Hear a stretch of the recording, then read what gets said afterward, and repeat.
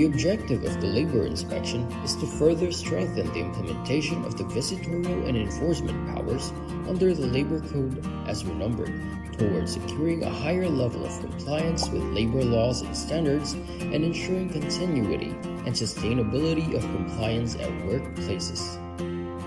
For this purpose, the Department of Labor and Employment delegates this function to the regional offices with the issuance of a list of labor inspectors who are given the authority of conduct inspection, which covers all private establishments, including their branches and workplaces in the regions.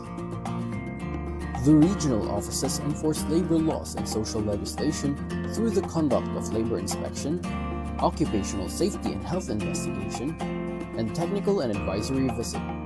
Special inspections may be conducted as may be deemed necessary. With the provision for mobile devices and gadgets, the DOLE developed an inspection management information system. An important feature of the system is data capture and transmittal from the field in real time, as an electronic checklist is filled up through the use of mobile devices and gadgets. Data are instantly available for viewing and processing to generate reports, statistics, and summons, including real-time monitoring of decent work indicators based on the country's decent work profile.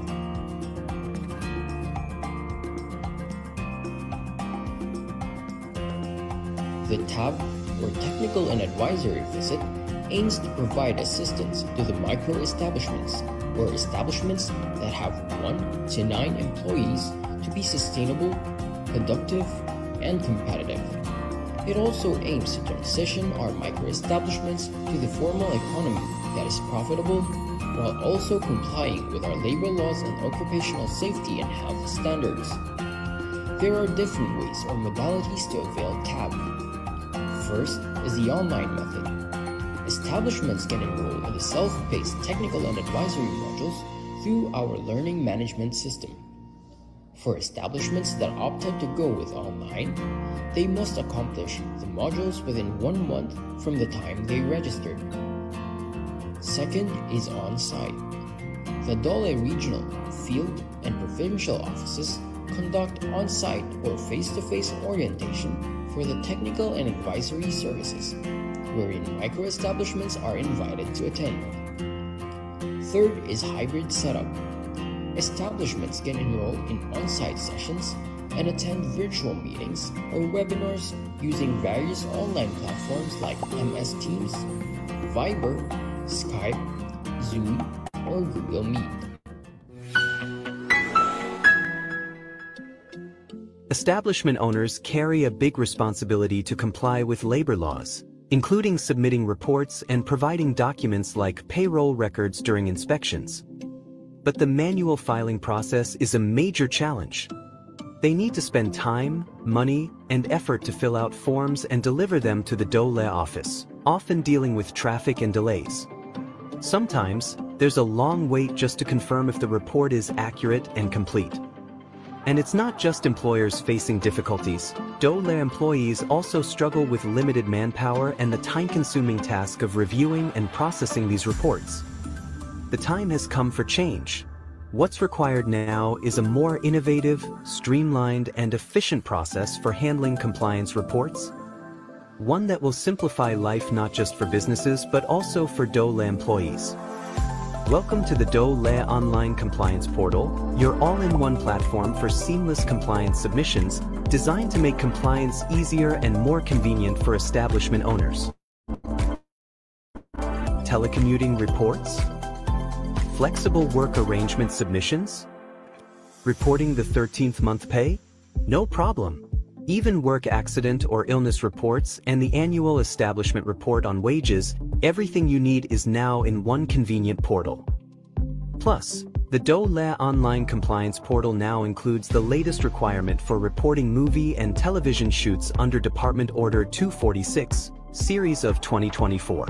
All your compliance needs in one place, quick, secure, and hassle-free.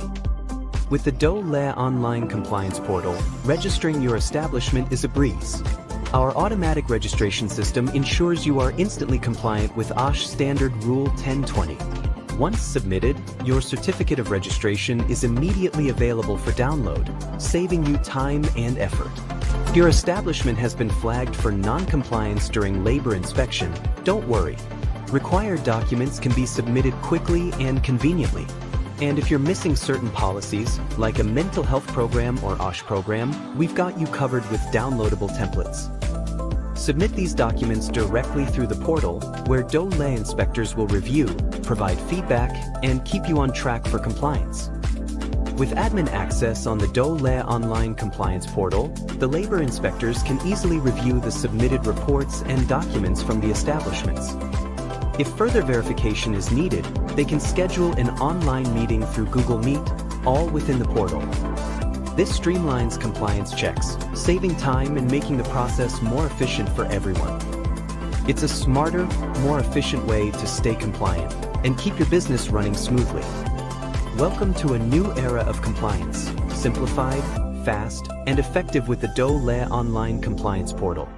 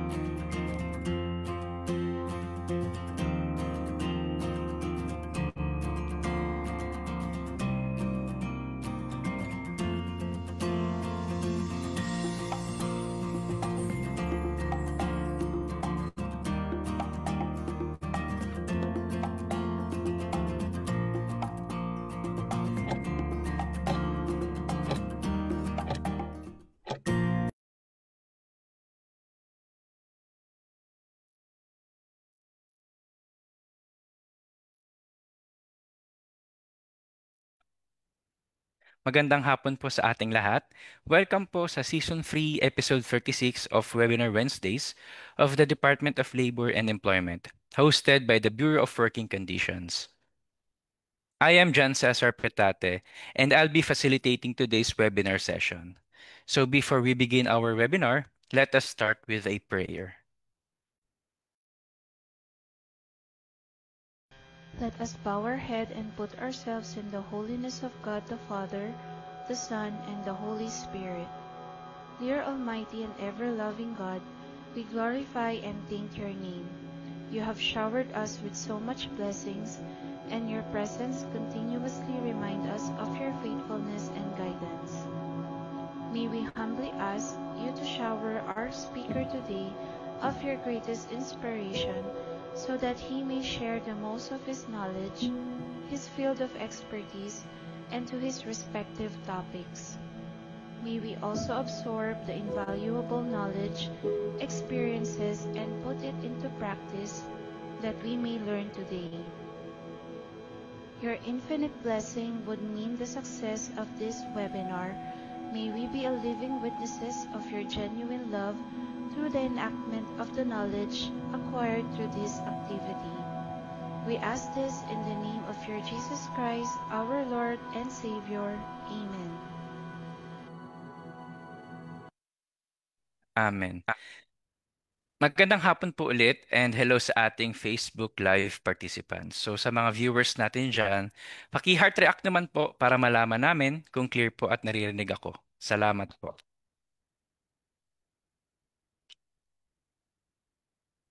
Para po sa ating participants, so you may also share this to your colleagues po, friends and families dahil marami po tayong matututunan dito dahil ang topic natin ay napakaganda. So we will now proceed to the discussion of our today's topic. So PhilHealth benefits and services. Our distinguished speaker is an alumnus of the University of the Philippines, where he completed his Bachelor of Science in Tourism. He later pursued a master's degree in public administration, refining his expertise in governance and strategic communication. With over 25 years of experience in communications and public relations, He currently serves as a Public Relations Officer 3 and Head of the Public Affairs Unit at the PhilHealth Regional Office NCR. His career reflects a steadfast commitment to the public service, creative storytelling, and advocacy of universal healthcare. He is also widely respected for his leadership, empathy, and talent for fostering meaningful connections through impactful communication. His unwavering dedication continues to inspire others to uphold the values of integrity, collaboration, and innovative in support of PhilHealth's mission and the well-being of the Filipino people. Let us extend a warm welcome to Mr. Raymond Edwin P. Acoba. Good afternoon po, Sir Mon. Yes, good afternoon, John, at magandang hapon din po sa lahat po ng mga taga-pakinig po natin ngayong araw na to. And thank you very much for inviting us, PhilHealth, para mabigyan po kami ng opportunity na mapaliwanag po yung mga programa po ng Universal Healthcare and yung mga bago po nating programa po sa PhilHealth. Okay po. So, pwede na po tayo mag-start, Sir Mon, dahil ang ating viewers ay excited na po regarding sa ating topic ngayong hapon.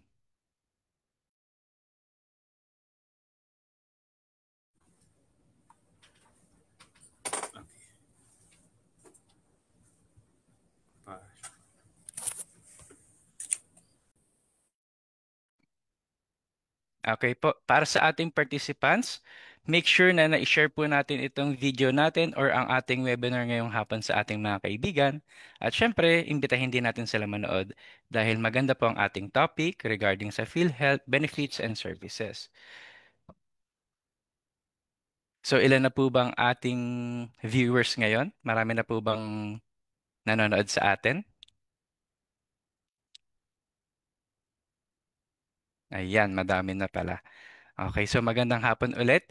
Sana po ay pagtuunan natin ng pansin itong webinar nating hapon at makinig po tayo mabuti dahil marami tayong matututunan. Sir Mon? Yes, hello. Hello po. Yeah, can you see my presentation na po? Yes po, Sir Mon. Okay, so proceed na po tayo sa Okay. ating presentation. Once again, thank you very much po sa BWC for inviting Dole for inviting us dito po sa programa niyo po para mapaliwanag po natin yung PhilHealth Universal Healthcare Law. So bago ang lahat po, gusto po natin ipaalam na ito po yung vision ng PhilHealth na dapat bawat Filipino, bawat miyembro protektado, kalusugan ng lahat segurado. And sa ilalim po ng pamumuno ng ating acting President and CEO na si Dr. Edwin M. Mercado, gusto po natin na ang PhilHealth ay mabilis sa pagbabayad po ng mga PhilHealth claims and benefits at dapat patas po sa pagbibigay ng serbisyo. And of course, dapat ang PhilHealth ay mapagkakatiwalaan ng buong-buo ng ating mga miyembro. Sa ilalim po ng Universal Healthcare program, meron pong tatlong dimensions. Yung first dimension po, ito po yung population coverage na ang gusto po ng Universal Healthcare, dapat lahat ng Filipinos, mayaman, mahirap, matanda, bata, ay may sakit or malusog, ay dapat lahat ay makinabang po sa programa natin sa PhilHealth. Yung pangalawang dimension po, service coverage, ang gusto po natin from promotive, preventive, curative, rehabilitative, and palliative care ay maibigay po natin sa mga members natin.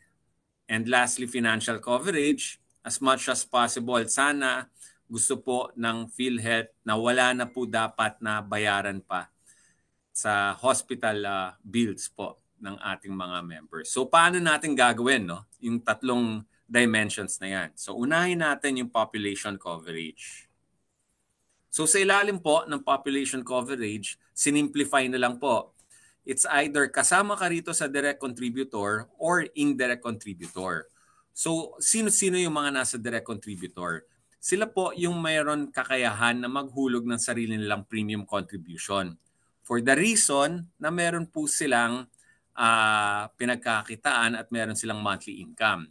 So sinubukan po natin na introduce po, kung sino-sino po yung mga nasa direct contributor. So una po yung mga nasa employed sector, nasa both from the public and private sector. Self-earning individuals, they're also part po dito sa direct contributor. Professional practitioners such as lawyers and doctors, OFWs, lifetime members, and the Filipinos 21 years old and above with capacity to pay. On the other hand po, yung indirect contributors po, sila po yung mga kababayan natin ng kailangan ng tulong mula po sa ating gobyerno sa kadahilanan na kapos po or kulang po yung kakayahan nila para maghulog ng sarili nilang premium contribution. So kasama dito yung mga indigents po or NHTSPR as identified po ng ating DSWD. NHTSPR stands for National Household Targeting System for Poverty Reduction, and the one who identifies kung sino-sino po kasama sa NHTSPR list, yung ating Department of Social Welfare and Development. Ganon din po, yung 4-piece beneficiaries po natin, as identified din po ng DSWD, pag 4-piece ka, matik na 5-piece. Kasi yung pang-limang P dyan, PhilHealth beneficiary ka na rin. Senior citizens, under the Enhanced Senior Citizens Act, it was stated there that all Filipino senior citizens shall be covered by PhilHealth. Sponsored members, by the name itself, meron pong sponsor, no? The sponsor can be a private entity or even a local government unit can also be a sponsor, and they will be the one who will be choosing kung sino po yung mga sponsored members. And PWDs, person with disabilities, they're also part of the indirect contributors. So sila po nakakatanggap or nagiging member sila ng PhilHealth ng libre, pero ito ay tunay na binabayaran po ng ating national government. So ito po yung PMRF, PhilHealth PhilHealth member registration form. So if you're going to secure a PhilHealth ID number and if you're going to declare your dependent, kailangan po mag-fill out kayo ng PMRF. So if meron pong mga changes po sa buhay nila, halimbawa from single to married, or halimbawa nagkaanak po sila, they can declare po and they have to use this PMRF. So any amendments po sa kanilang member data record, they have to fill out this PMRF, which is also downloadable naman po sa ating PhilHealth website. So who are your legal dependents or your qualified dependents? First, yung legal na asawa, supported by a marriage contract. So pwede siya i-declare as a dependent as long as hindi siya part po ng direct contributor. Children of the member can also be declared as long as they are 20 years old and below. Even illegitimate child, adopted child, stepchild, and foster child can be declared as a qualified dependent. Ito po yung exemption, 21 years old and above, pero meron po siyang permanent disability as long as supported with a medical certificate. Pwede rin siya maging dependent. Parents ng member na may edad na 60 years old and above. Subalit, as I said earlier, sabi po ng Enhanced Senior Citizens Act, dapat all na senior citizens shall be covered by PhilHealth.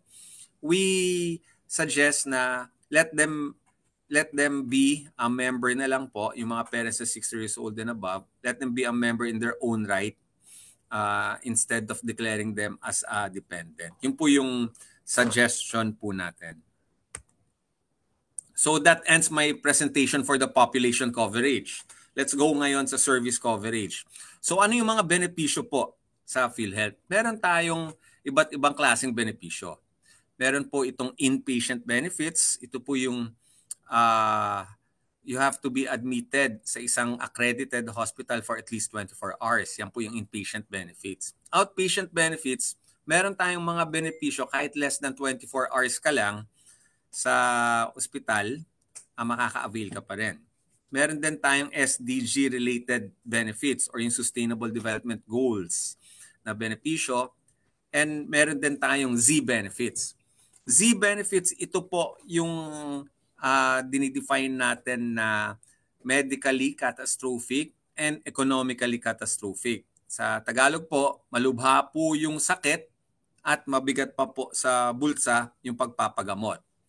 And lastly po yung PhilHealth Yakap. Okay? So dito muna po tayo, no, sa inpatient benefits. Para sa inyong kaalaman, last year, ang nag-increase po ang PhilHealth ng 30% ng case rates po. Hindi po premium, nagtaas po tayo ng benepisyo ng 30%. Okay? And this year, on top of that increase na 30%, another increase po ng 50%. So that's equivalent of 95% increase sa lahat po ng ating case rates packages. So to give you an example po ng ating increase. So ito po yan. Halimbawa, yung dengue fever na dating 10,000 pesos, so nag-increase tayo ng 30 plus 50%, so 95%. So that's naging 19,500. Meron din tayong mga rationalized case rates, selected rationalized case rates na more than 95% ang itinaas natin. Tulad ng severe dengue. From 16,000 pesos, it has increased more than 100%. So as you can see, nasa 47,000 na po. So yung AGE o yung acute gastroenteritis na dati-dating 6,000, umakyat na po siya up to 11,700. And as you can see, meron din po tayong ischemic heart disease, yung percutaneous coronary intervention or yung heart attack. Yung dati-dating 30,300, umabot na po sa 523,853. Fibrinolysis na dating 30,000, umabot na po sa 133,500 pesos. So yung pinapakita ko po sa inyo, ito po yung madalas na ma-avail ng mga cases sa PhilHealth. And we have to remember that the one who determines kung what type of illness or case po ang ma-avail ng ating mga members or dependents na na-ospital, of course, that would be determined by the attending physician. Okay, sa ospital po, no, yung attending physician po, siya po yung magsasabi kung what type of case ang ma-avail niya sa PhilHealth. Yung PhilHealth po, nilalatag lang po natin yung illnesses and yung corresponding case rates po. And again, we have 9,000 cases covered po sa ilalim po ng all case rates natin. So sample lang po ito. If you want to check kung magkano po yung other PhilHealth case rate packages natin, you can check that sa ating PhilHealth website sa www.philhealth.gov.ph.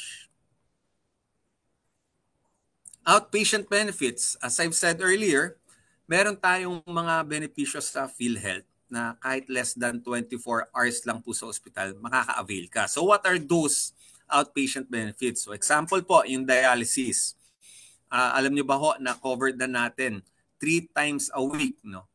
Yung dialysis package po ng ating mga members na meron pong chronic kidney disease o CKD, no?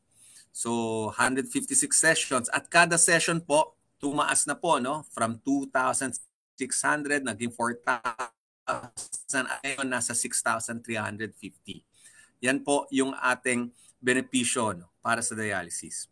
Cataract extraction na dati-dating 16,000 pesos for adult cataract surgery, umaabot na to 20,200 up to 80,900. And pediatric cataract surgery from 135,000 umaabot to 187,000.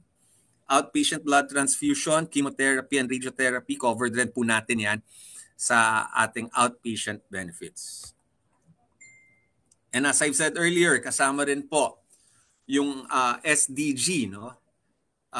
Related benefits such as maternity care package, normal spontaneous delivery package, yung panganganak po, newborn care package, covered natin yan, animal bite treatment package, TB dots, and even outpatient HIV AIDS treatment package, covered din po natin yan sa PhilHealth. And kasama rin po sila sa increase no, natin ng 95% increase po sa case rates.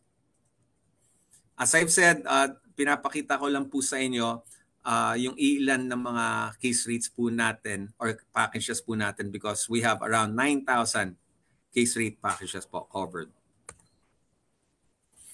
Now, let's go to Z benefits. Z benefits, ito po yung mga catastrophic, medically catastrophic and economically catastrophic benefits. Limitado lang po yung mga benepisyo natin sa Z benefits. And as you can see, ang covered natin dito yung mga cancer cases, kasama rin po rito yung mga heart surgeries, kidney transplant, and peritoneal dialysis. So sa peritoneal dialysis, from 270, we have increased it to 1.2 million. Breast cancer, dati covered natin is up to stage 3 lang. Ngayon, even up to stage 4 covered na po natin, and it has also increased from 100,000, umabot na po to 1.4 million. Kidney transplant na dati 600,000, nasa 2.1 million. Now, we have to remember that not all PhilHealth accredited hospitals can cater or accommodate yung mga Z benefit packages natin. Depende po yan sa kakayahan or capacity po ng isang ospital. So, meron tayo ditong Z benefits, not only accredited but also contracted hospitals. Example, kidney transplant, obviously, a National Kidney Transplant Institute. Breast cancer, meron din tayong mga private hospitals such as Cardinal Santos, St. Luke's, and E. de los Santos. Ganun naman po, pag halimbawa, coronary artery bypass graft surgery. Siyempre, Philippine Heart Center, pero kasama rin po dyan yung E. de los Santos, St. Luke's, and Capitol Hospital, and St. Luke's Cardinal, yun po. No? Anyway, the list of contracted hospitals dito po sa NCR, makikita rin po natin yan sa ating PhilHealth website. Tandaan lang po, pagdating sa Z benefits, makaka-avail ka lang nito sa mga accredited, contracted hospitals po natin. So more on our Z benefit packages, covered rin po natin yung acute lymphocytic leukemia, colon cancer, rectum cancer, prostate cancer, coronary artery bypass or CABG na dati-dating 550,000, nasa 960,000 na. Ventricular septal defect, up to 614,000. Tetralogy of Fallot, umaabot na po up to 614,000. So again, Z benefit packages can be availed in PhilHealth contracted hospitals. Covered din po natin yung Z benefits para sa orthopedic implants. So umaabot na po yan up to 260,000 pesos. Ito po yung Z benefit package for heart valve repair and replacement. So I'm just showing po sa inyo yung different types of Z benefits natin for heart valve repair.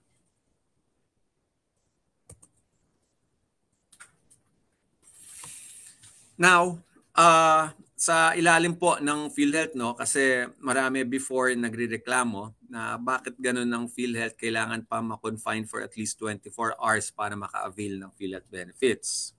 Ngayon, meron na po tayong tugon dyan. So meron na tayong outpatient emergency care benefit na because of an emergency case, tinakbo po kayo sa emergency room, no, sa ospital na accredited, pero less than 24 hours lang po ang nangyari. So wala pong admission or confinement nangyari, makaka-avail pa rin po kayo under sa OECB benefit package natin. And ito po yung mga serbisyo na makukuha nyo, no? Umaabot up to 342 service. Again, depende po yan kung ano yung mga medical service ang nabigay po sa inyo ng ospital. So kasama dyan, consultation fees, 14 services, 38 imaging, no, yung X-ray or CT scan, 97 laboratories, and 187 types of medicines covered po yan. As long as less than 24 hours po kayo sa isang emergency room complex. Ang tanong, paano kung umabot ka ng 24 hours? Well, pag umabot ka ng 24 hours, papasok na po dyan yung all case rates package natin. Papasok ka na sa inpatient benefits natin. And kasama na rin po yung severe acute malnutrition, and the month of October is declared as a Mental Health Awareness Month. Meron na rin po tayong pakete para sa outpatient mental health package. And we have two types of packages. Yung isa, yung general mental health services, it's 9,000 pesos. And while the specialty mental health services umaabot up to 16,000 pesos. And ito po, kasama rin po ito sa mga rationalized case rates natin. High-risk pneumonia, dati rating 32,000, umabot na ngayon ng 90,100. So that's a 181% increase. And hemorrhagic stroke, nasa 80,000. And ischemic stroke, nasa 76,000 na po. Meron na rin po tayo dental health package, which is called Preventive Oral Health Services in Primary Care. So covered na rin po natin yung prophylaxis, tapos yung 2 beses na pasta po. And ito, bagong pakete rin po, yung Pediatric Optometric Service. Sagot na po ng PhilHealth, yung mga prescription glasses ng mga bata na may edad na 0 to 15 years old. Ngayon, yung mga nabanggit ko po sa inyo, those are karamihan po sa kanila yung mga inpatient benefits or yung curative care po, or measures na kung kailan lang po nagkasakit, saka lang po makaka-avail ng PhilHealth. Meron na rin tayong programa ngayon na preventive po. Ito yan. Ito yung PhilHealth Yakap, Yaman ng Kalusugan Program. Ayon po sa batas, sa Universal Healthcare Law, sinasabi doon that every Filipino shall be granted immediate eligibility and access to preventive, promotive, curative, rehabilitative, and palliative. Ang karamihan po ng mga members natin o mga kababayan natin, ang pagkakaintindi sa PhilHealth kung kailan lang po ng ospital, saka lang po makaka-avail ng PhilHealth. Yun po yung curative care. Ngayon, ini-encourage po natin that all Filipinos, kahit wala pong sakit, dapat maka-avail na po ng PhilHealth benefits through PhilHealth Yakap. Kasi ito po yung preventive and promotive measures po natin. So dati-dati po, yung preventive and promotive measures ng PhilHealth or yung primary healthcare natin is known as PhilHealth Consulta. So balit pinalawak natin yung benepisyo ng PhilHealth Consulta at nirebrand natin siya para makuha na po natin yung atensyon ng ating mga members. So tinawag na natin PhilHealth Yakap, Yaman ng Kalusugan Program. Ang kagandahan po kasi rito sa PhilHealth Yakap, huwag nating intayin kung kailan lang po nagkasakit or hindi na matiis yung sakit, saka lang po tayo pumupunta sa doktor. Ang gusto natin sa PhilHealth Yakap, kahit wala pong sakit, malusog yung isang Filipino, ay dapat nagpapacheck up siya para manatili siyang malusog. And gusto rin natin na yung early detection is better, So yun nga po yung prevention is better than a pound of cure. So dapat po manatiling malusog through PhilHealth Yakap. So paano natin gagawin po yan? So yung PhilHealth Yakap, kayo po yung pipili ng inyong Yakap facility. Okay? Yung mga members and dependents, sila po mismo ang pipili. So members option po yan. They will select their own PhilHealth Yakap. Let us say na nakapili na siya ng PhilHealth Yakap na clinic, ito po yung mga makukuha niyang serbisyo. Of course, unang-una dapat makuha yung kanyang health profile. Pag nakuha na yung kanyang health profile, dyan na po papasok yung medical consultations, case management, provision of preventive health services.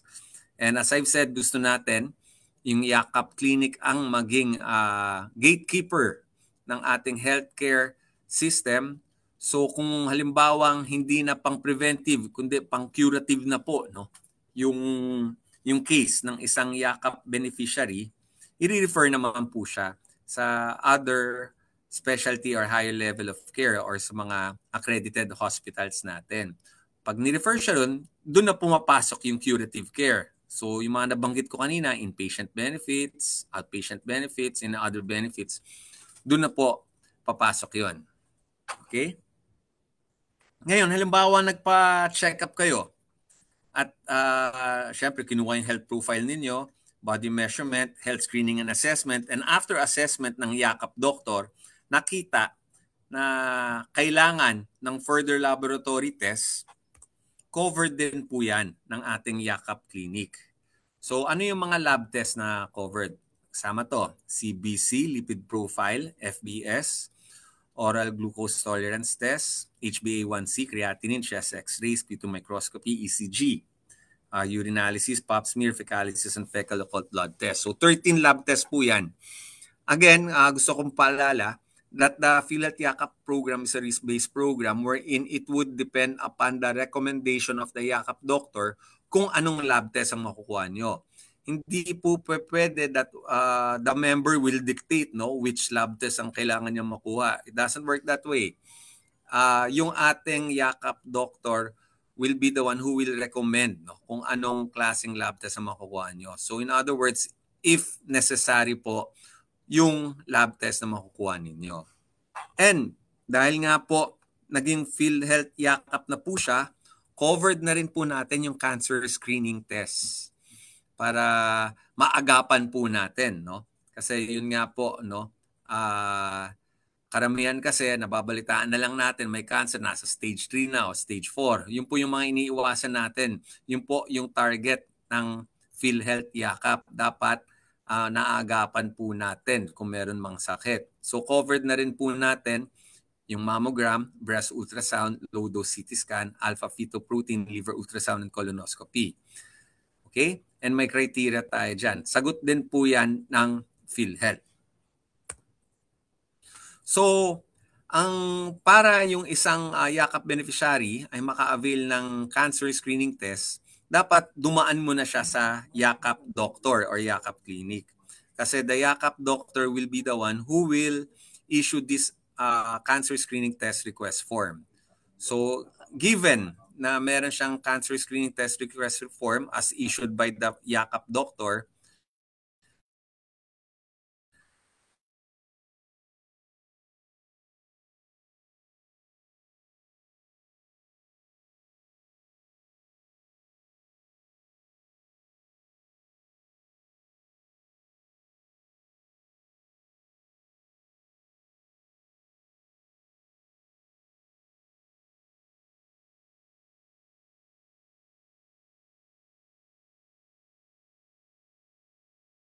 since.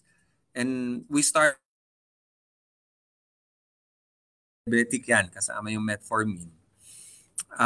We started with 21 medicines at ngayon, with the launching of PhilHealth Gamot, yung gamot, may ibig sabihin yan, guaranteed and accessible medications for outpatient treatment, nadagdagan pa na up to 54 medicines. So that's a total of 75 medicines na ang covered po sa PhilHealth yakap.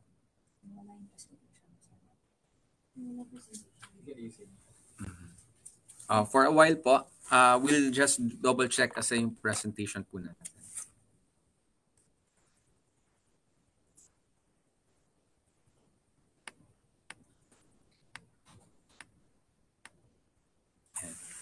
Yes, hello John. Can you nakikita na ba ho yung presentation? We're here Yes at po. Yes Okay. po, Sir Mon. So Nakikita na po. okay, thank you. So sa PhilHealth Gamot, meron na tayong so it stands for Guaranteed and Accessible Medications for Outpatient Treatment. So nadagdagan po yung 21 medicines, naging 75 na po. So ito po yung listahan ng 75 medicines. So how will this work? Pag yung isang PhilHealth yakap beneficiary ay dumaan sa yakap doctor at kinailangan nga ng gamot, as long as pasok dito sa 75 medicines, makukuha po nila yan, yung ating mga yakap beneficiaries. Binibigyan po natin yung bawat yakap beneficiaries ng medicine allowance sa halagang 20,000 pesos worth of medicines. Okay? So again, hindi po yan akap. Iba ho yung akap, yakap po ito. So hindi po cash natin binibigay yan. Yung worth of medicines po yung binibigay. So paano natin gagawin yan? So halimbawa po, Si Yakap beneficiary, pumunta sa Yakap Clinic and nagpakonsulta at nakita ni doktor na kailangan uminom ng medicine, si Yakap doctor po magbibigay ng PhilHealth gamot prescription. So, ito po ang itsura ng PhilHealth. Lalagay dyan yung date, and ito po yung napaka-importante, yung unique prescription security code, because we are using a PhilHealth gamot app. Meron tayong app or system na ginagamit para makontrol natin and ma-check natin yung mga medicines and yung amount of yung remaining balance ng medicine allowance ng ating mga Yakap beneficiaries. So given na halimbawa meron ka ng PhilHealth gamot prescription na galing kay Yakap doctor, that PhilHealth gamot prescription, yan po yung ipapakita ninyo sa mga accredited PhilHealth gamot providers natin. Pag pinakita nyo po yan, yung PhilHealth gamot providers, makukuha nyo po ngayon yung gamot as long as pasok siya sa listahan ng PhilHealth gamot. So halimbawa, si doktor, ito example lang po, no? Sabi ni Yakap doctor, or uminom ka ng Losartan, 100 mg, 30 pieces. So that's good for 1 month. So under the PhilHealth gamot circular, yung isang Losartan, meron siyang fixed rate na nasa 12 pesos. So Losartan, 100 mg, 30 pieces. So 30 times 12, that's 360. So yan, covered po yan ng PhilHealth gamot. So yan po yung i-menos natin sa medicine allowance ng isang Yakap beneficiary. So 20,000 minus 360, meron kang remaining balance na 19,640. Another example, halimbawa paracetamol 500 mg, 10 pieces. Pasok yan sa Yakap sa PhilHealth gamot. Subalit, yung member gusto niya branded. Pag namili po ng branded, yung isang member, ma-out na siya, hindi na siya counted sa PhilHealth gamot. So, dapat generic po. Yung another example, carbocisteine, yan po yung prescribed ni Yakap doctor. Subalit, carbocisteine is outside sa listahan ng 75 medicines po ng PhilHealth gamot. Hindi rin siya covered. Okay? So, pagpunta mo ngayon sa PhilHealth gamot provider, the pharmacist will give you a PhilHealth gamot availment slip. This PhilHealth gamot availment slip po, inaabot po natin yan sa mga Yakap beneficiary para alam niya yung actual na na-avail niya na PhilHealth gamot. At makikita rin din niya kung how much pa yung remaining balance niya sa PhilHealth gamot para magamit pa niya yan for the remainder of the year. Okay? And tandaan natin that the 20,000 pesos medicine allowance po natin, that is nare-reset yan every year. So halimbawa, naubos po yung 20,000 nyo na medicine allowance for this year, na exhaust po. Pagpasok ng year 2026, panibagong marireset yan for another 20,000. Paano naman kung hindi ko nagamit yung medicine allowance for the whole year of 2025? Madadagdag ba yan sa year 2026? Hindi po. Marireset lang din po yan again to 20,000. Hindi po siya cumulative, no? Hindi siya mag-a-add up. Okay? Malinaw po yan. Para sa inyong kaalaman, the PhilHealth gamot, pinapatupad pa lang po natin ito sa National Capital Region. I will repeat po, no? PhilHealth gamot ay pinapatupad pa lang po dito siya sa National Capital Region. So dito pa lang pwedeng ma-avail, no? Kasi ilan pa lang yung ating mga PhilHealth gamot providers. So these are the list of our PhilHealth gamot providers. At nag-start kasi tayo ng PhilHealth gamot nung buwan lang po ng August, no? 2025.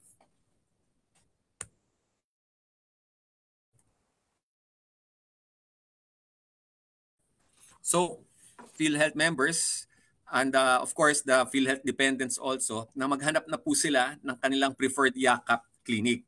Remember, when it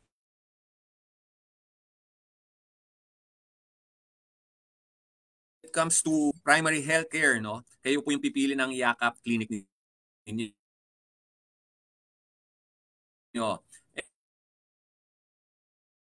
And napaka-crucial yung pagpili ninyo ng Yakap Clinic because once nakapili ka ng Yakap Clinic, naka-lock in ka na. Transfer to any Yakap Clinic na gusto nyo po. You can register as a Yakap beneficiary through our eGov mobile app, or you can join through our PhilHealth website. Nadyan po yung PhilHealth member portal. Ang importante po dito sa Yakap program, dapat alam nyo po yung inyong PhilHealth ID number. So the member, dapat alam niya yung PhilHealth ID number niya. And si member, wag niyang kalimutan yung kanilang qualified dependents kasi the only time na magkakaroon ng PhilHealth ID number yung kanyang mga dependents ay kung na-ideklara niya as a PhilHealth legal dependents. Next, you can also go directly to our PhilHealth local health insurance office para magpa-register sa Yakap beneficiary.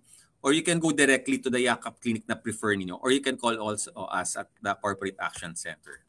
So ito po yung form, no? PhilHealth Yakap registration form. And as I've said, kayo po yung pipili ng inyong Yakap provider. So here you can take a picture of this QR code so that you can scan it. So makita nyo po yung mga accredited Yakap clinics po na existing dito sa NCR and Rizal. If you want to check yung Yakap clinic sa buong bansa, nasa website po natin. Yung QR code natin pang NCR and Rizal province lang po yan. And these are ito naman po yung QR code ng mga cancer screening facilities natin. So within NCR and Rizal again. And accredited gamot facilities. Dumami na rin naman po yung ating mga gamot providers, umaabot na po around 56 po. Dito rin po yan sa NCR. Okay? So importante po na once na nagpa-FPE na kayo, first patient encounter, ito po yung initial episode of care between the Yakap facility and the Yakap beneficiary, kung saan kukunin yung health profile ng Yakap beneficiary. And after the first patient encounter, you will then proceed po dun sa medical consultations. So pag naka-register na kayo, papayakap na po kayo, no? Consultation. Ito lang po yung kailangan ng Yakap Clinic. Photo consent form, pipicturean po kayo, tapos photo consent form to be signed by the Yakap beneficiary. Transfer rules. What if kung gusto mo mag-transfer to another Yakap Clinic? So kung nagpa-FPE na po kayo, you have to wait for the 4th quarter of the year para mag-transfer kayo. Rollover rules. Paano kung tumawid na yung taon? Kung hindi pa kayo nagpapa-FPE, hindi po ibig sabihin na matik na doon ka pa rin sa same Yakap Clinic kung saan ka nagpa-register. Okay? So ito po QR code ng ating forms, PMRF and PhilHealth Yakap registration form. And this is our hotlines. Okay, so I guess that ends my brief presentation patungkol po sa ating Yakap. And we hope na you had a better understanding po and appreciation when it comes to your PhilHealth benefits. And tandaan po natin, yung PhilHealth Yakap, ito po yung primary care health service natin. Tuloy-tuloy pa rin po yung program natin sa inpatient benefits. Yung Yakap po, primary health care. So halimbawa naman, baka may magtanong, paano kung halimbawa na-aksidente o nagkasakit ako sa Mindanao, pero yung Yakap Clinic ko nasa Quezon City, hindi na po Yakap program yun. That's inpatient benefits curative na po yun. So you can still go directly to as long as accredited hospital siya ng PhilHealth, you can go there for kung kailangan ng confinement or admission. Yung PhilHealth Yakap po, ayan po yung preventive or primary care natin.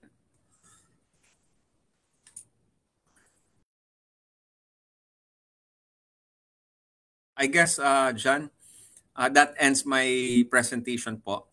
So if you have any questions, we can open the floor now. Okay. Many thanks po, Sir Mon, for the insightful discussion tungkol sa PhilHealth benefits and services. So it is very clear that the PhilHealth acts as a safety net for Filipinos, helping reduce the financial burden of medical care and promoting essential health services. Maraming salamat po, Sir Mon at PhilHealth. So for questions and inquiries po, kindly use the comment section and this will be addressed by our social media team after makonsolidate ang inyo po mga questions at pwede din po silang tumawag directly sa PhilHealth po para sa karagdagang tanungan. Ang kanilang bagong hotline ay 02-8662-2588.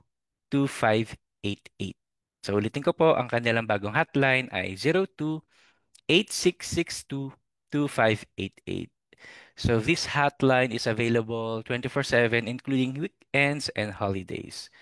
So before we end po, Sermon, is there something you'd like to tell po para sa ating Yes, mga viewers? as early as now po, we are encouraging our PhilHealth members and kasama rin po independents that they have to look na and select their preferred PhilHealth Yakap so that ma-avail na po natin yung programa po sa ilalim ng Yaman ng Kalusugan program. And ito, personal experience, I have already chosen my preferred Yakap clinic. So, ginawa po ngayon yung medical consultation. At ang kagandahan dito, naka-avail din ako ng lab test. And after that, nakakakuha rin po ako ng medicine. So, nabawasan na po yung medicine allowance ko, yung PhilHealth gamot. That's for 1 month alone kasi may limit lang, no? So, given, halimbawa, I will have to take those medicines then by next month, ibabawas pa rin po yan. Opo. And by the way, John, I would like to apologize, no? Kasi meron pa akong isang another interview na pupuntahan. And I know the open naman yung floor. Although kasama ko naman po yung aming isa sa aming mga public affairs officer na si Miss Melanie. She will continue po dito sa program to answer the questions or the queries of our viewers po. Okay po. Sige po, So Sir Man. may I Pero introduce po?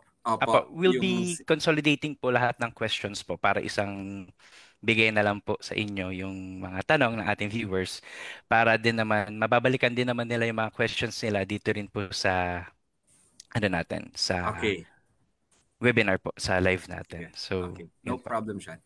So, if you want, Sean, I'll introduce na po one of our public affairs officer. Okay po. She's Melanie Rodolfo Locson po. She's here. Okay po. Okay.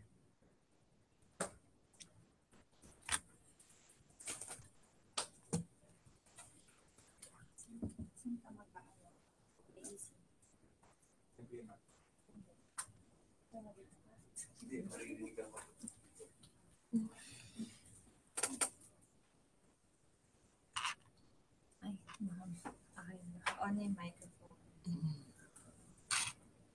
Hi. Hi, good afternoon po, Ma'am Melanie. Hi, good afternoon po. Hi po. So, okay, let's continue our discussion. So, for the questions po from our viewers po, Ma'am Melanie, ready na po ba sila? So, Okay, sa ating number 1 question po ay, good day. Inquiry lang po, automatic po ba na nare-register kami sa RHU kung saan kami nakatira? Paano po namin magagamit ang benefits sa totoong hospital na kumpleto ang services na kailangan namin? Kesa sa RHU na walang facilities para ma-address ang needs na amin. Salamat po. Okay, magandang tanong yan, no? Kung naka-register automatic ang registration sa RHU, hindi po. Kung ang pag-uusapan natin is the YAKAP benefits or the YAKAP program natin, may choice po tayo kung saan tayo magpaparegister. At hindi po naman kinakailangan na sa isang RHU. So, ang sinasuggest po lagi namin, nasaan po ba tayo kadalasan? Kung tayo po ay isang empleyado, mas madalas po na 8 to 5 tayo ay nasa opisina. So mas maganda po na na magpa-register tayo for Yakap program natin kung saan may malapit or accredited na Yakap clinic. Okay po? Parang let's say kami dito po sa PhilHealth, which is nasa Quezon City po kami sa bandang EDSA, sa Panorama. Malapit po kami sa malapit po kami sa mall, sa SM or kaya sa SM Trinoma, sa Vertis. So kung ano po yung accredited na Yakap provider or Yakap clinic na meron doon, pwede po kami mag-register doon kasi nga po, yun po ay mas malapit sa amin. Okay? Next question, paano po namin magagamit ang benefits sa totoong hospital na kompleto ang facilities? Ayun nga po, since it is our choice kung saan po tayo magpapa-accredit or kung saan tayo magpapa-register. So makikita nyo po doon kung ano po yung mga Yakap clinic na kumpleto. Marami po naman kasi ng mga Yakap clinic na kumpleto sila. Meron na silang lab or minsan yung iba, meron na ring pharmacy. So, i-check na lang po natin sa website, nandoon po yun. And then, once you check the website, nakita nyo po yung Yakap Clinic doon, i-check nyo na po sa FB page nila or sa website nila kung ano-ano yung mga facility na meron sila. Kung may lab nga po sila, kung diagnostic lang po ba ito, kung marami po silang doctors and medicine or pharmacy. Yun po. Okay po, maraming salamat po, ma'am. So sa ating pangalawang tanong po sa ating viewers ay pag special procedure at outpatient, hindi po ba cover ng PhilHealth? Specific po ay core needle biopsy. Okay, meron tayo mga outpatient procedures na kino-cover ng PhilHealth. Although hindi naman lahat, pero ito po ay makikita rin natin sa ACR na tinatawag natin. Ito ay ating app, All Case Rate app, na makikita po natin kung itong specific na to na core needle biopsy ay kasama, no, na po pwede siyang makasama as outpatient procedure. Pero balikan kita, let me check dito po sa amin. Baka sakaling masagutan natin today. Okay po. Pasabi na lang po yung link nasa comment section na nila. Okay. So, nasa comment section na pala Okay po. yung link. Yung link. Okay po. I-check na lang po. So, yung Yes, link po ay nasa comment section na. So, pwede na siyang ma-click. So, pwede na siyang ma-view, ma'am, no? Yes, Okay pwede na po. yan. Salamat po. So, proceed po tayo sa ating pangatlong katanungan. Paano kung bedridden si patient at may existing na siyang reseta? Pwede na ba yun para maka-avail ng free medicines? Okay. Kung may existing reseta na hindi pa siya nare-register sa Yakap Clinic, ito po ba yung tanong na ito? Kasi may existing na, so ibig sabihin possible na hindi pa siya nakakapag-register sa Yakap Clinic kasi bedridden siya. So kung po pwede na makapag-avail. Ang kinakailangan po kasi natin na matignan siya ng doktor para po siya makapag-avail ng free medicine. Ang mangyayari po niyan, since bedridden siya, yun nga, hindi po siya makakapunta sa sa clinic. So, we'll check na lang po muna kung paano yung mga ganitong situation. Kasi syempre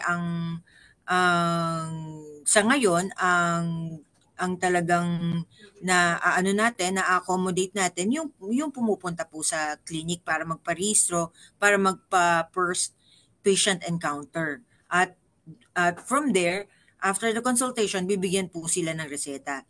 Kasi, sir, ito pong reseta na ito na ibinibigay, kailangan po i-dispense agad ang medicine. Okay, tapos kung since maintenance, babalik siya, meron po kasi pa rin, kailangan pa rin po niya uling pumunta dun sa doktor para mabigyan po siya ng another reseta. So, let's leave po muna itong kung bedridden. Okay po. Sige po, ma'am. Salamat po. So sa ating next question po, magkaiba po ba ang konsulta provider sa yakap? Okay. Sir, hindi po siya magkaiba. In-enhance lang po siya. So, nagkaroon tayo po ng renaming ng from konsulta to yakap. Kung matatandaan po kasi natin, pagka sinabi kasing konsulta, minsan ayaw na ng mga Pilipino. Kasi nga po, as Filipino, di ba, minsan natatakot tayo magpatingin sa doktor eh. So, nung pinangalan natin ng konsulta, ang notion ng mga Filipino, kailangan nating pumunta sa isang provider para magpakonsulta, no? Pagka may sakit na tayo or pagka may nararamdaman na tayo. So kaya po binago natin yung name niya at ginawang yakap, which means para ito ay embrace. Ito ay pagyakap ng gobyerno para sa atin na to prevent, no? Preventive siya na bago pa tayo magkasakit, kailangan naka-register na tayo, nagkaroon na ng first patient encounter para sa ganon hindi po lalala ang ating sakit kung magkakasakit man tayo. Okay po. Salamat po. So sa next question po, kahit po ba walang PhilHealth record, eligible or yung mga senior na hindi na active ang hulog way before being seniors? Okay. Kung walang record, kailangan po magpa-register po sa PhilHealth. Yung mga senior na hindi na active ang hulog or way before maging senior, once na naging senior citizen sila at there's no way para mag-contribute sila, no? Ito po ay meron tayong programa for the senior citizens po ng PhilHealth na hindi na po nila kailangang magbayad ng contribution. Okay? Pero kung hindi pa po senior citizen, kailangan po eligible, lalo na po kung nagtatrabaho or magtatrabaho. Kaya kailangan may PhilHealth record po. Kailangan magkaroon siya ng PhilHealth identification number. Okay po. Next question po, bakit sa mga hospital, kapag kinuha mo na ang total bill, percentage na lang ang nako-cover ng PhilHealth? Kasi po, meron tayong all-case rates na tinatawag, no? Itong all-case rates na to, may mga nakadefine na presyo ang bawat sakit. Kaya hindi po siya percentage, sir. Nakadefine na po doon sa ACR na sinasabi ko kung ano po yung mga kasakit at may karampatang na presyo na po para doon. Okay po. Good afternoon. If member ng PhilHealth, automatic member or maka-avail na ng yakap, same lang ba ang yakap sa konsulta? Parang nasagot mo na ito kanina, ma'am. Yes. Kung makaka-avail, kung automatic member, PhilHealth member tayo, yes. Kung PhilHealth member ba tayo, makakapag-avail ba tayo agad ng konsulta, kailangan po tayo magpa-register. Dahil kailangan kayo po mismo ang magse-select or mag-choose kung ano po ang yakap clinic na gusto nyo. Kasi po, dun sa yakap clinic na yon, yun po ang mag-aalaga sa atin. So that's why we have to register for the yakap clinic. Okay po. So malinaw na kailangan talaga mag-register nila. Okay po, para maka-avail sila. So next po ay, hello sir. Ang tita ko po, namatay po last year. May contribution po siya sa PhilHealth. Wala po siyang anak, asawa, and patay na din po ang parents niya. Sabi ni PhilHealth, hindi daw po pwede ipunta ang contribution niya kapag hindi immediate family. Ganun po ba talaga? Para saan po, i-share na lang po ang contribution niya sa mga kapatid na nabubuhay kung pwede pa po. Okay. Since wala na po siyang pamilya, no, tapos yung contributions niya, hindi naman kasi pwedeng i-withdraw sa PhilHealth, no. Kasi sir, ang PhilHealth po ay isang risk pooling, no. Kung mapapansin po natin, mababa po ang ating contribution. Ang halaga lang po ng contribution ng isang miyembro ay 500 pesos, no? Yun po yung minimum, no, per month. Kasi nga po, kung susumahin po natin, napakaliit po nito. Kaya ang tawag po natin sa ating konsepto ay risk pooling, no, na tayo ay tayo ay nagko-contribute para sa isa't isa. Para sa ganun, kung may magkasakit sa atin, doon natin kukunin. Doon ipupul natin yung resources na yun at ibibigay natin doon sa taong may sakit. So, ganun po. Social solidarity po ang tawag, bayanihan. Na kung sino po yung may sakit, yun yung isinasubsidize natin. Kaya po, kung namatay na po si tita at wala naman po siyang asawa, wala po siyang anak, yung contributions po niya ay mapupunta na rin or napunta na doon, na itulong niya na rin doon sa mga nagkasakit. Okay po. Next po, yung pag ang CT scan ay ginawa sa hospital as outpatient, hindi na po ba talaga ito covered ng PhilHealth? Sa ngayon po, hindi pa po siya covered ng PhilHealth. Kasama lang po siya pagka sa inpatient care. Okay po. So malinaw naman na okay po. May chance po ba na ma-cover din ng PhilHealth yung hemodialysis kapag admitted si patient? Okay. Meron po, ano po ba yung ano nito? Ano po ba yung scenario niya? Meron po kasing kung naka-admit po si patient, ano po ba yung sakit na kung bakit siya kailangang i-hemodialysis. So, pero kung pag-uusapan natin in general, dun sa admission niya, kung ano po yung diagnosis sa kanya, yun po yung babayaran. Okay po. So same din po ba siya, ma'am, as regular hemodialysis tapos na-admit? Okay. Meron po kasi mga admission um, na katulad nung na-admit siya tapos bigla siyang kinailangan na i-hemodialysis. Ito po ba 'yon? Siguro ito yung tanong na 'yon, no, na Apo. parang leptospirosis. Kunyari leptospirosis tapos dialysis siya. Kasama po kasi sa diagnosis ng na kailangan i-hemodialysis ang isang pasyente lalo na leptospirosis yung sakit niya. So ganun po. Unless meron naman pong ibang mga scenario na kailangan po siyang i-hemodialysis pero wala doon sa hospital na yon, sa labas, dadalhin siya sa isang hemodialysis center, yun po, nababayaran. Okay po. So, I think, ma'am, ito na po yung last question natin. Maraming salamat po, Ma'am Melanie, sa pag-participate po ng ating webinar Wednesdays. So, and that concludes our webinar for today. We can confidently say this session yielded meaningful results dahil napakarami po nating natutunan. Kay Sermon at kay Ma'am Melanie sa pagsagot ng mga tanong galing sa ating viewers or sa ating mga participants.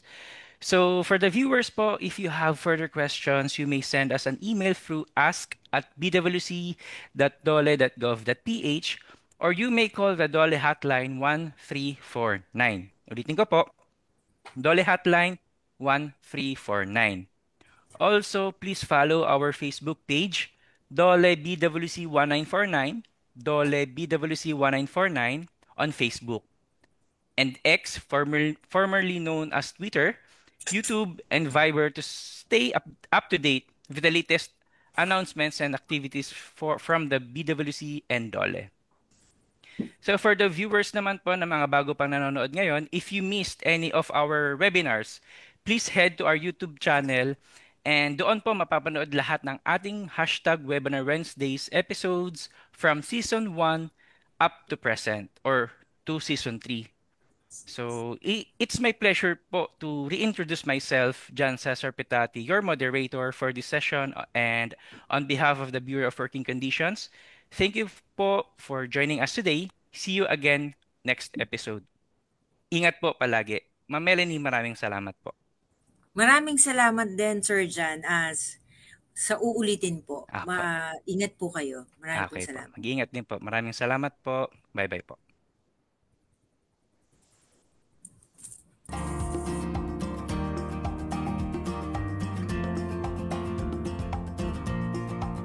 Para sa mga katanungan at karagdagang impormasyon, maaari po tayong tumawag sa Dole Hotline 1349 o sumuni sa mga Dole Regional o Field Office na nakakasakop sa inyong lugar paggawa.